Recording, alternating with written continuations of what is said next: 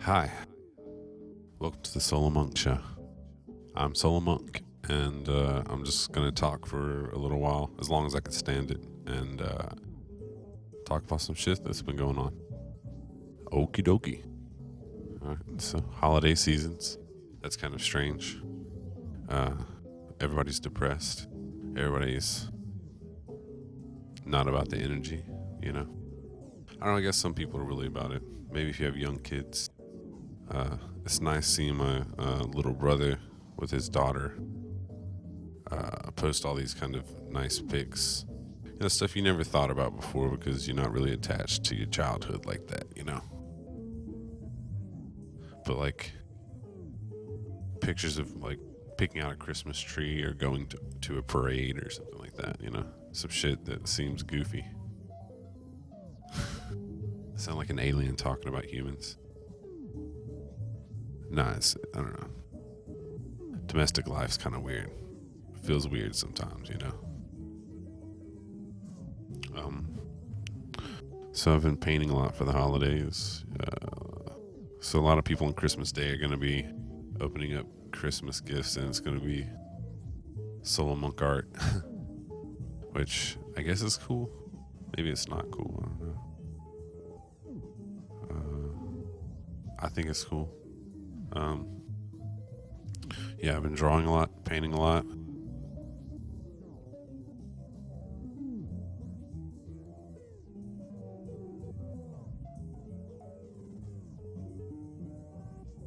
Yeah, a lot of cool stuff. I probably wouldn't have been able to start working with color if I hadn't quit drinking for real. For a long time, I didn't even think about stuff in color. It was just kind of like illustrations and line work and red. I would throw red in there. That's my idea of color for a long time. But now I kind of play and I just go by emotion because I'm still not that great at choosing colors. I just kind of go with what I feel needs to be there. Sometimes it's like just ridiculous color schemes, but it's because I'm not thinking about it. I'm just kind of reacting. Every once in a while I'll look up a color palette. Like if someone's like, hey Charles, I need you to do this or I need you to do that, it's like, all right, let me see. It's like the more rules you have, the more research you got to do, more prep work you got to do. It's been interesting to think about colors. Definitely helps with music, because you get to a point in music where once you kind of get to a certain level of like being really decent at an instrument, like really fully understanding how to use it, you feel like that's the top. But like that's just one small color in a huge spectrum. Every instrument kind of has an EQ shelf, and like you have this huge wide range of wavelength that cover up that you can do anything with it. And you gotta think outside your EQ range, outside your color range. It's interesting. Kind of have to be open to failure, like over and over and over and over again, because all of this looks ugly, it sounds ugly when you first start trying it.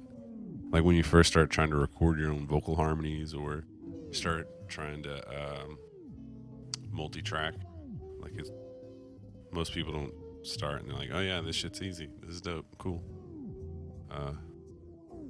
I mean, you do get to that point or whatever, but like you just have to get really comfortable with the parameters that you're kind of building this stuff with and what it's supposed to sound like by itself. Some things just, it feels goofy if you're not used to thinking about harmonies and chord structures with different instruments. So we understand chords on pianos and keys and guitars, but so many different colors and wavelengths to choose from. Yeah, so really stoked to start working with colors. Keeps my brain kind of chewing on a lot of different big ideas. You can kind of go back and forth, and if I'm working on this one and I get stuck, I can go do this thing and still kind of be working on the same concepts, It's like this universal set of hotkeys for different points of creativity, that if you can just get a process down to where how you learn how to do things and really get that in your brain, you can learn and do whatever you want to do if you're willing to put in the time. That's the tough part. You either got time or money.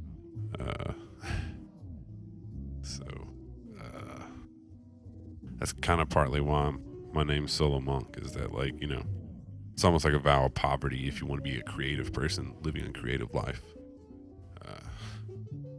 You gotta be okay with not having a social life if you actually want to pursue your imagination, your creativity. Somehow we're supposed to find all our friends and our loved ones in line waiting for something else to happen. If you're active in your own life, if you own your own time, you sacrifice, and in this system or whatever. But it's not like a woe is me thing. It's just a thing,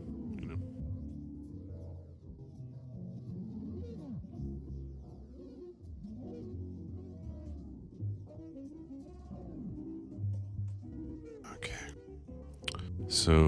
So far this year, I have put out a lot of music. A crap ton of music. I'm not trying to weigh anybody down with having to listen to all this stuff. I'm just working out ideas. My feelings aren't hurt when people aren't jamming what I'm releasing, I understand. It's a lot of crap.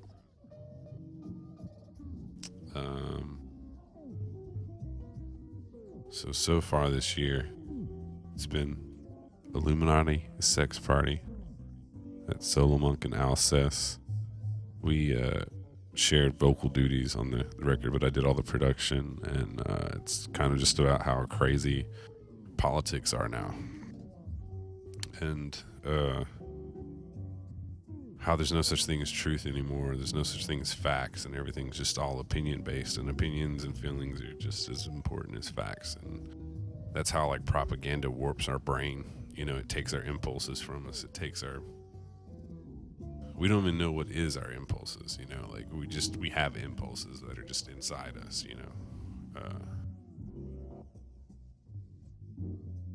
and triggers, and just the way we're used against ourselves and against each other.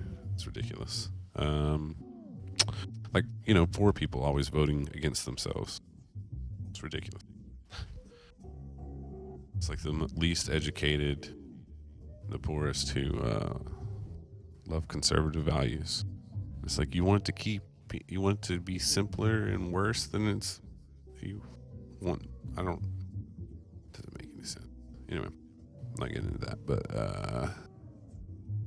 New Haircut, which was a single I released.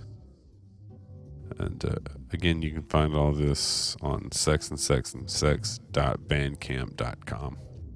But New Haircut, that was a single I released. Braille, another single. Capitalist Mammal, that one's with Stoner P, who I think is retired from rapping, which is a bummer because he's really dope. I did a few things with him this year. My bad. Roadside Dandelions, which was another single. Existential Grace, which was like this 15-minute kind of playlist thing. Because I was just listening to stuff on YouTube and these long playlists, and I was like, I'm just going to release a record like this, just an EP or whatever, to see if people like it. People didn't like it, but I liked it, so I'm probably going to keep doing that kind of stuff because it was cool. So I just enjoy doing sequencing that long. It's interesting to work on an idea that breaks down in that many phases and that many different melodic motifs, and different audio textures and soundscapes and shit. Alter Eagle, that was a single with Stoner P. That was another good one.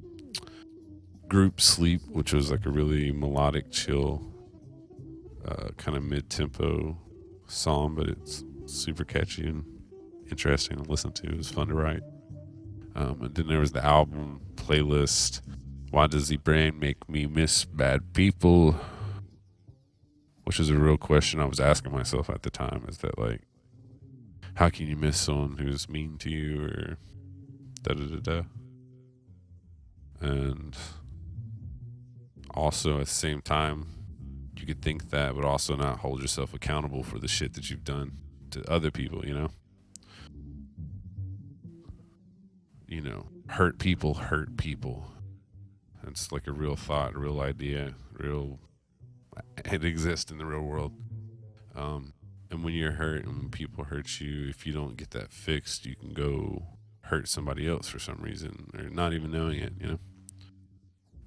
So you need to take care of yourself. And like the same, I don't know, we could be the bad guy in all stories, or any story, you know, like it's, we all have very strong narratives, and the people that you hold a grudge against maybe have never even thought twice about any of this shit they've done to you, not even thinking that they're in the wrong. And you could have done some fucked up things, not thinking you've ever done anything wrong, and it's created some kind of trauma in someone else's life. We all need to just be aware and care more, spread kindness. But anyway, yeah, that's like a playlist type thing or whatever, and like I just couldn't sleep at the time because I just been going through a lot of stuff and like really thinking about everything and measuring everything I've ever done and who I've been mean to, and how can I find forgiveness and not hold myself accountable for all the things I've ever done, and blah, blah, blah, blah, and just going through a lot of heavy ideas. So it's like just like this really long playlist. I produced everything. There's a few features on there, but I can't think of them right now, because I've put out a lot of music this year. Yeah, wait, let's see. The features on that one was Stoner P and Granville. I think that's how you say his name. My homie Cash. Yeah, it's really dope. It's super catchy. It's melodic. There's a lot of rapping on there. There's a lot of choruses. There's a lot of interesting stuff going on. A lot of cool music. Next, I put out a single called I'm a Side Chick, But I Need a Side Chick, with some friends, AMK and Alcess. And I like recording sometimes with friends who have never really recorded before. You know, just like if someone has a strong idea, a strong personality or whatever, like, yeah, you should find a way to articulate that. And, you know, because I record, I can usually help people come up with melodic ideas and stuff. And I basically built a song and then had some friends jump on it. Next was my first jump into anything that was kind of house, hip house, whatever. But a local DJ, Owen Nee? That can't be Nee. No, Nye? Owen Nye? But yeah, he sent me a bunch of drum stuff that he had, and I sent him some guitar stuff, and we just after we would mix that part or whatever, I would just add a bunch of stuff on top of it and mix everything down. And I made a bunch of songs out of these drum loops and songs we worked on. But it's really cool. It's an 8-song EP, super catchy. There's a few really good songs on there. A lot of it's good kind of passive listening.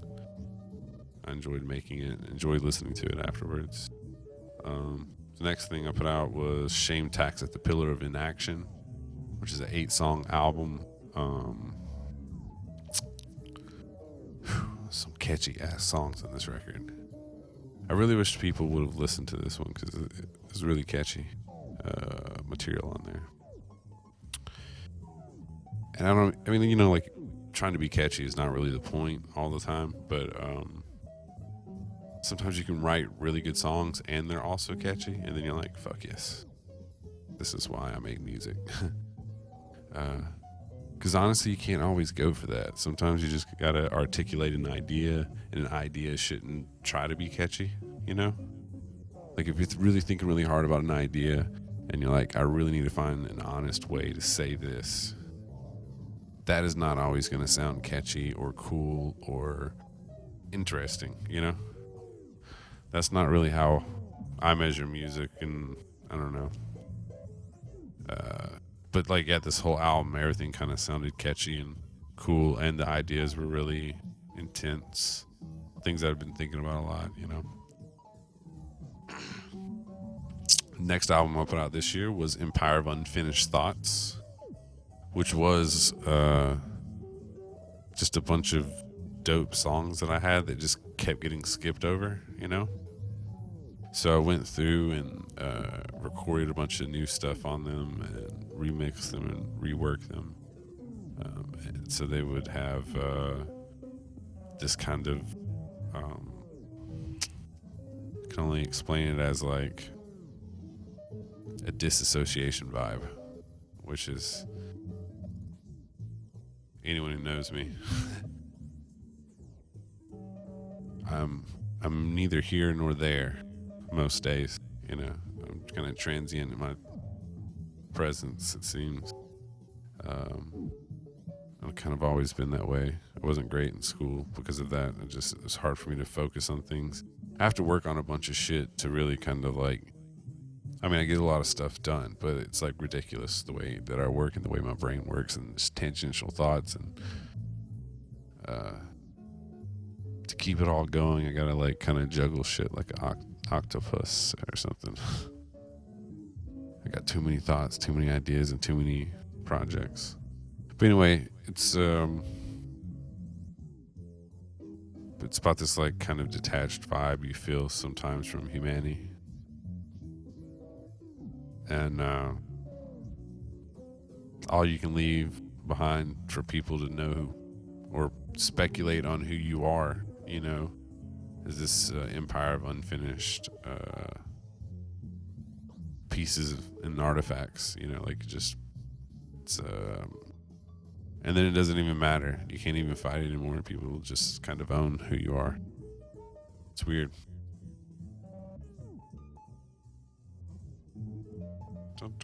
The next record I put out was an instrumental album, because I've been listening to a lot of instrumental music, so I was like, why not put out one? And it has a lot of cool shit on there.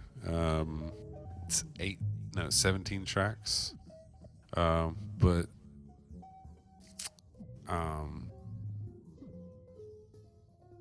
I basically wrote music to different dreams that I had. Like, so I would like keep track of all these dreams that I had, and then just try to write like minute-long sketches, and some of them were like 3 to 4 minutes, 5 minutes, or whatever. But you know, being kind of like a dream journal, like an auditory dream journal.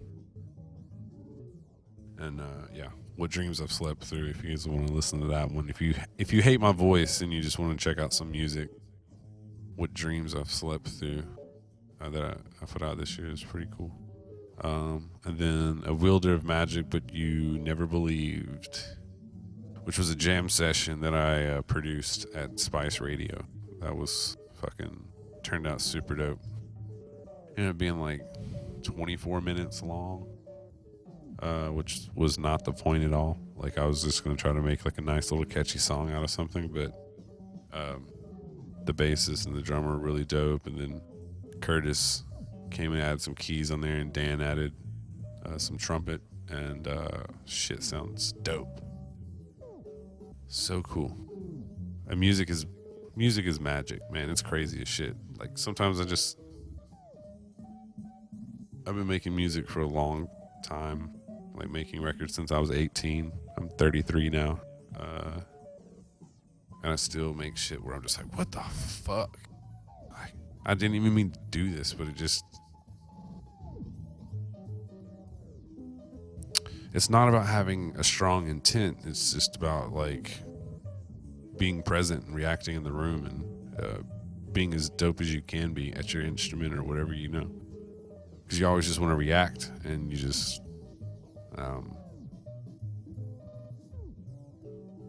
because music's such a goofy thing that you're making. You're recording, just sound waves and stuff in a room, and then people go to another room and listen to it in that room, and then it makes them move or think or experience vibes or colors, or records are weird.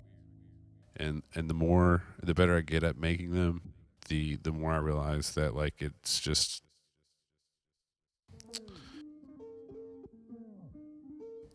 about being present in the room when you're actually making this shit. Because whatever you're feeling is what people are gonna feel. See, no matter how dope you get, you gotta still kind of produce a feeling, And that means being humble and present while you make shit with whoever is there, But yeah, that track turned out super awesome. And then I remixed and re-released a Charlie Red Christmas, which is a song I wrote a couple years ago that was based around the melody from the Charlie Brown Christmas special, Christmas time is here. Yeah. Sorry. Throat's fucked up. Allergies been crazy. But yeah, so I released that, and that's all the releases for this year, which is a shit ton of releases. Next year I'm going to try to cut it down. I'm sorry. I've just had a lot of energy this year, a lot of ideas, a lot of concepts that I was chewing on, and I had to get them out. But if you guys want to check out any of those records, go to sexandsex.bandcamp.com.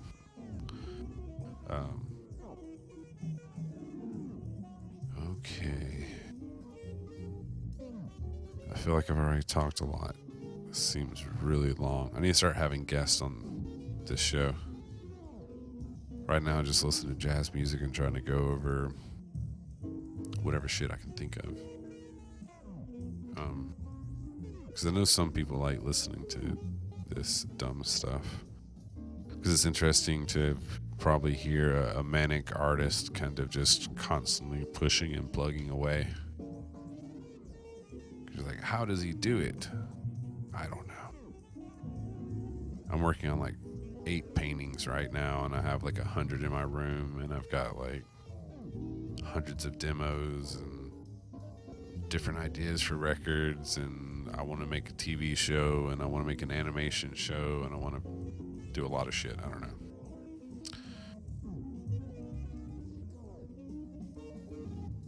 I want to do all of it, and I know it's a lot of work, and I know it's going to be a long journey. I got to do a lot of healing as a person before I can really make stuff like that responsibly, like big media.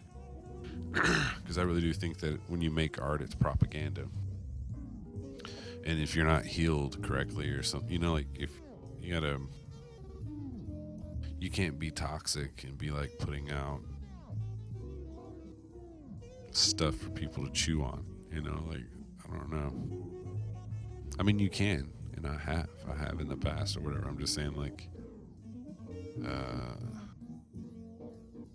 I want to make like Studio Ghibli type films, stuff that's classic and works, and it's apolitical but also like very political, and it's just because it's so damn well crafted and clean and pure of intent and skill and mastery. Like, I got a lot of stuff to go through, but like I need to heal myself so that way I can make something that is like honest and good. Because it'd be from an honest and good place. And like, I just got too much negativity in me. And I'm working on it, every day. I'm trying to work it all out. I'm trying to level up. Okay, well, thank you guys for listening. If you've listened this far, please check out some music at sexandsex.bandcamp.com. Follow me on Instagram if you don't already. That's Church of Self. And thank you for listening. Thank you for watching. Thank you for participating in the human experiment, because it's fucking wild. Crazy as shit. They were all sentient and bullshitting.